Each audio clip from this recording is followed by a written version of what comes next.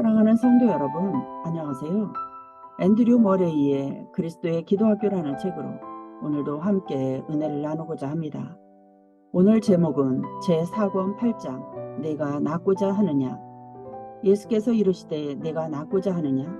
병자가 대답하되 주여 물이 움직일 때에 나를 못에 넣어주는 사람이 없어. 예수께서 이르시되 일어나 내 자리를 들고 걸어가라 하시니 그 사람이 곧 나와서 자리를 들고 걸어가니라. 요한복음 5장 6절로 9절. 베드로가 대답하되 나사렛 예수 그리스도의 이름으로 일어나 걸으라 하고 예수로 말미암아 난 믿음이 너희 모든 사람 앞에서 이같이 완전히 낫게 하였느니라. 사도행전 3장 6절 16절. 베드로가 가로되 애니야야 예수 그리스도께서 너를 낫게 하시니 일어나 내 자리를 정돈하라 한데 곧 일어나니. 사도행전 9장 34절 말씀. 기도가 약하다는 것은 질병에 걸려있다는 표시입니다. 활동하지 못한다는 것은 일상생활에서처럼 그리스도인의 생활에서도 의사가 나서서 고쳐야 하는 악한 병이 생겼다는 심각한 증거입니다. 새롭고 힘차게 그리고 즐겁게 걸어서 아버지 하나님과 은혜의 보좌로 가는 능력이 결여되어 있다는 것은 매우 중요한 문제입니다. 그리스도야말로 낫기를 바라는 사람들이 모여있는 세상 모든 곳에 베데스다에 찾아오셔서 내가 낫고자 하느냐고 폐부를 꿰뚫는 애정어린 질문을 하시는 위대한 의사이십니다.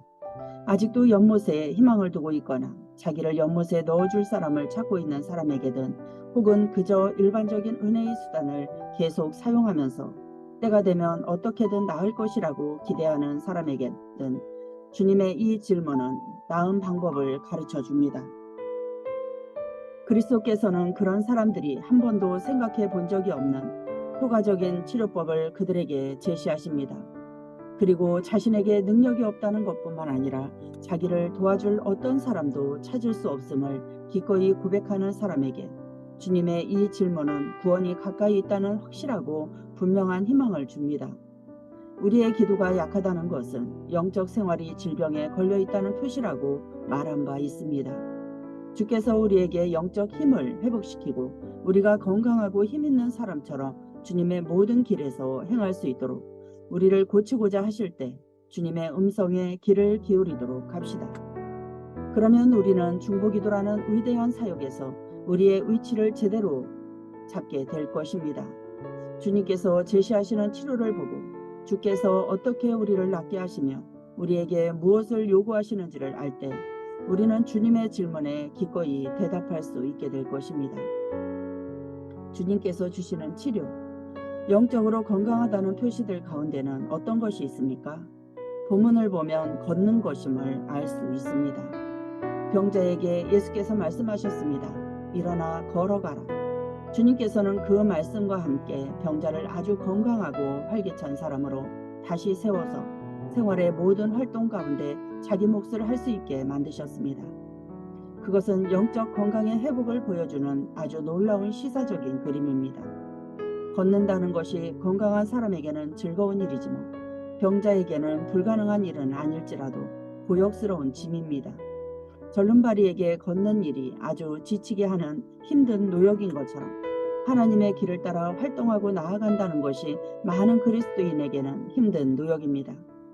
그리스도께서는 오셔서 말씀하십니다. 일어나 걸어가라. 그리고 그 말씀과 함께 걸어갈 힘을 주십니다. 주님께서 우리에게 힘을 주시고 회복시켜서 걷게 하시는 이 걸음을 생각해 봅시다. 그것은 하나님과 동행한 에녹과 노아의 삶과 같은 생활입니다. 하나님께서 내 앞에서 행하라고 말씀하셨고 그 자신도 내가 그 앞에서 행한 여호와라고 말한 아브라함의 삶과 같은 생활입니다. 다윗은 여호와여 저희가 주의 얼굴빛에 다니며 라고 노래하였고 이사야는 여호와를 앙망하는 자는 새 힘을 얻으리니 다름박질하여도 곤비치 아니하겠고 걸어가도 피곤치 아니하리로다 라고 예언하였는데 바로 이들의 생활과 같은 것입니다. 창조주 하나님께서 피곤치 아니하고 지치지 아니하듯이 하나님과 함께 걷고 하나님을 바라는 자들은 결코 지치거나 약해지지 않을 것입니다. 구약 성도 가운데 마지막 인물들인 사가랴와 엘리사벳이 이 같은 생활을 하였습니다. 그래서 이들의 삶을 두고 성경은 이같이 말합니다. 이 두 사람이 하나님 앞에 의인이니 주의 모든 계명과 율례대로 흠이 없이 행하더라. 이것이 바로 예수께서 오셔서 전에 없이 큰 능력으로 자기 백성들에게 살도록 하신 삶입니다. 신약 성경이 그 점에 대해 말하는 바를 들어봅시다. 아버지의 영광으로 말미암아 그리스도를 죽은 자 가운데서 살리신과 같이 우리로 또한 새 생명 가운데서 행하게 하려 함이니라. 일어나 걸어가라 고 말씀하신 분은 바로 다시 살아나신 주님이십니다. 주님께서 우리에게 부활의 생명의 능력, 곧 그리스도 안에서 행하는 생명을 주십니다. 그러므로 너희가 그리스도 예수를 주로 받았으니 그 안에서 행하되, 그것은 바로 그리스도처럼 행하는 것입니다. 저 안에 거한다 하는 자는 그의 행하시는 대로 자기도 행할지니라. 그것은 성령을 따라 성령으로 행하는 삶입니다. 너희는 성령을 따라 행하라. 그리하면 육체의 욕심을 이루지 아니하리라. 육신을 쫓지 않고 그 영을 쫓아 행하는 우리에게 그것은 하나님께서 인정하시고 하나님을 기쁘시게 하는 생활입니다.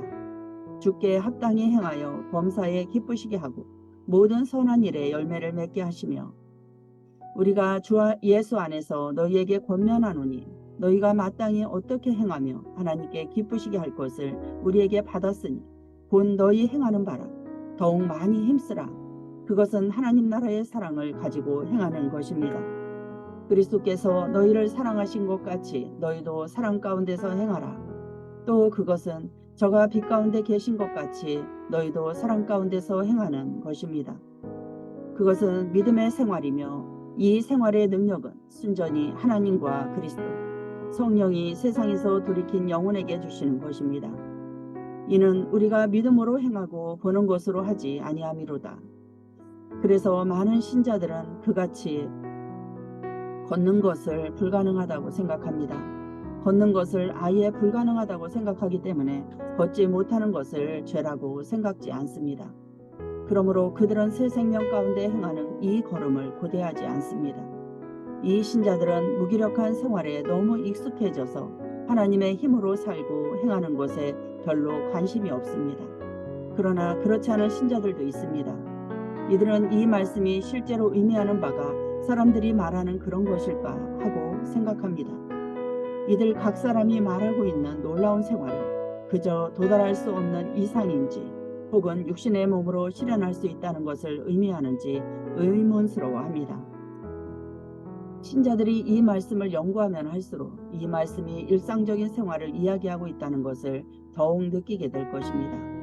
그렇지만 이 말씀의 수준은 너무 높게 보입니다.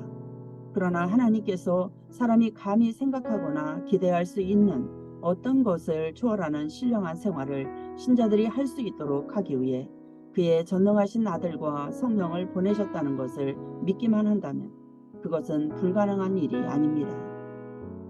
예수께서 우리를 낫게 하시는 방법, 의사는 환자를 고칠 때 외적으로 치료하고 할 수 있는 대로 앞으로는 환자가 의사의 도움 없이 지낼 수 있도록 하는 조치를 취합니다. 환자가 건강을 완전히 회복하도록 하고 나서 퇴원시킵니다. 그런데 우리 주님의 사역은 두 가지 면에서 그와는 정반대입니다. 예수께서는 성령의 능력으로 우리 생명의 본질 속으로 들어가십니다. 즉 환자의 밖으로부터 시작하지 않고 안으로부터 시작하십니다. 환자가 장차 주님의 도움 없이 지낼 수 있도록 하시지 않습니다. 그리스도께서 환자를 고치시는 한 가지 목적은 우리가 그리스도 없이는 단 한순간도 살 수 없도록 주님을 의지하게 하려는 것입니다. 이것이 주님의 치료가 성공했는지 여부를 보여주는 한 가지 조건입니다. 그리스도 예수 자신이 바로 우리의 생명인 것입니다. 그런데 많은 그리스도인들이 이 사실을 전혀 알지 못합니다.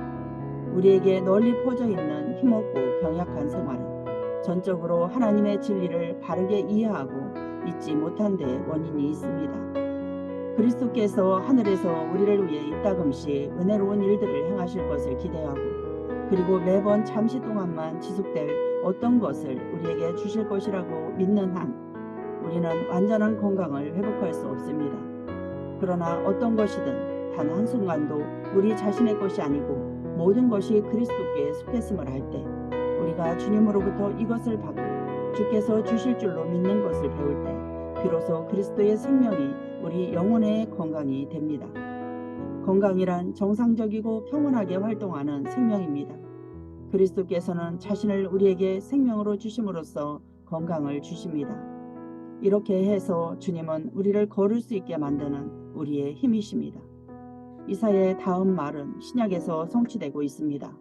여호와를 앙망하는 자는 걸어가도 피곤치 아니하리로다 하였는데, 이는 그리스도께서 이제는 신자들에게 생명의 힘이 되시기 때문입니다.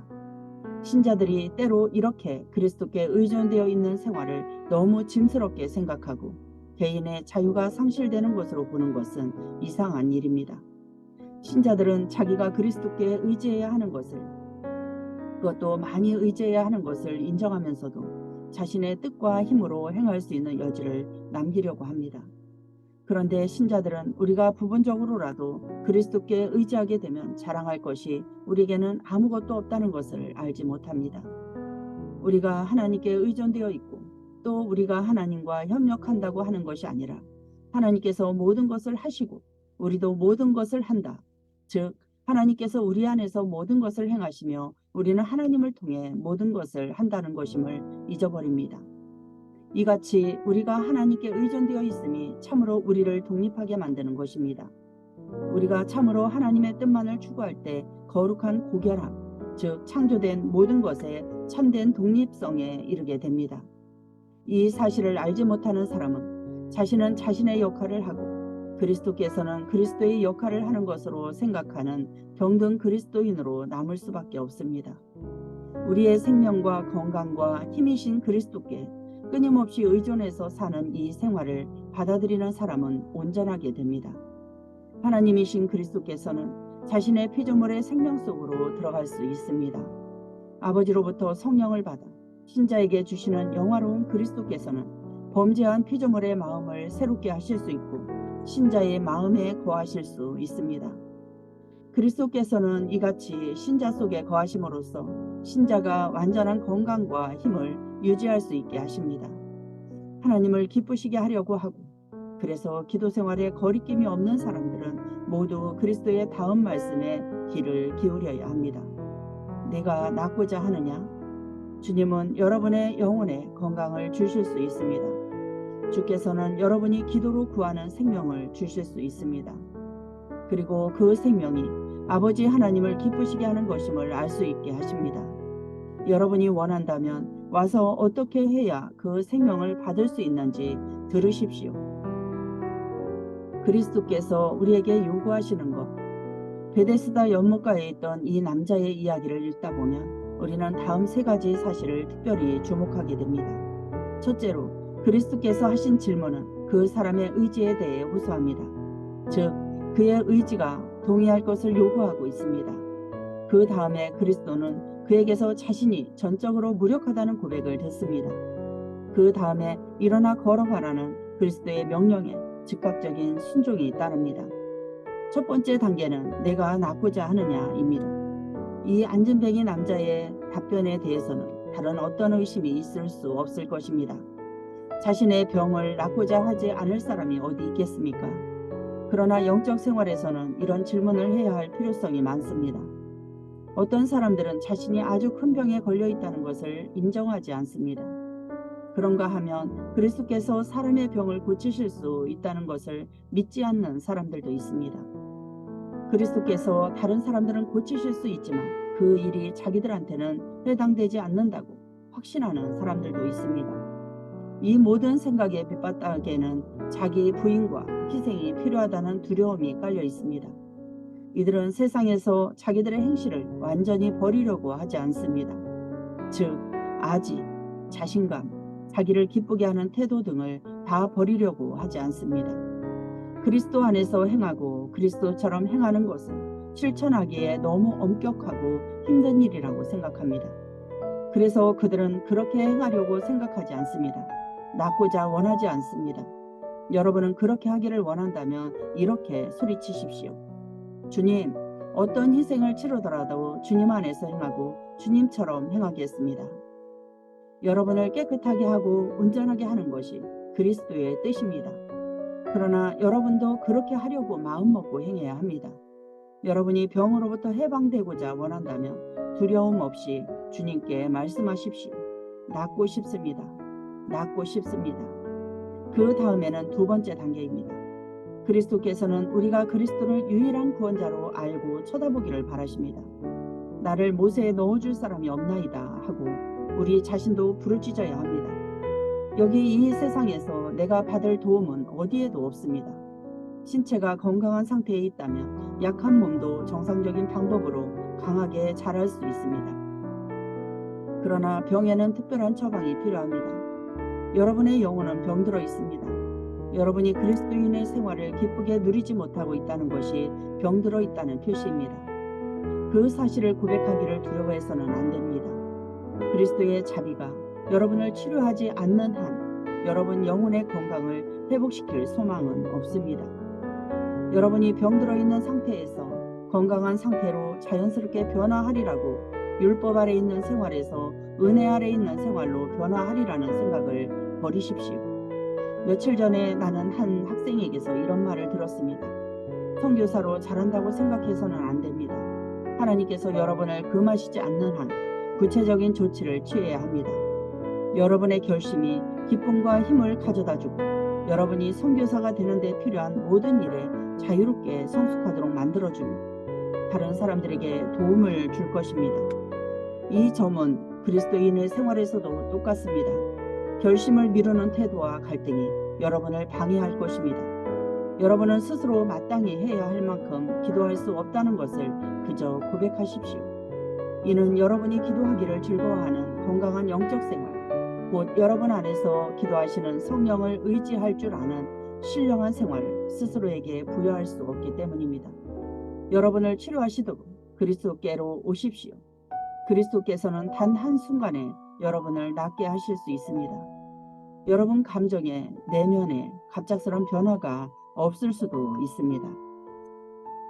그러나 영적 현실에서 그리스도는 여러분의 순종과 믿음을 보고 오셔서 여러분의 내적 생명에 자신과 성령을 충만케 하실 것입니다. 그리스도께서 구하시는 세 번째 일은 믿음의 순종입니다.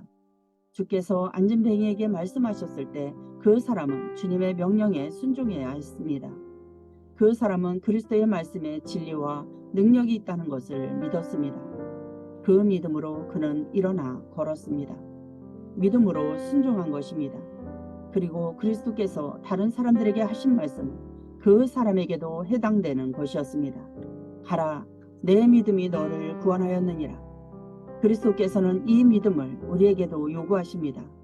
이는 그의 말씀이 우리를 병에서 일으켜 힘을 주고 우리가 주님 안에서 받은 새 생명 가운데 행할 수 있도록 하기 위함입니다.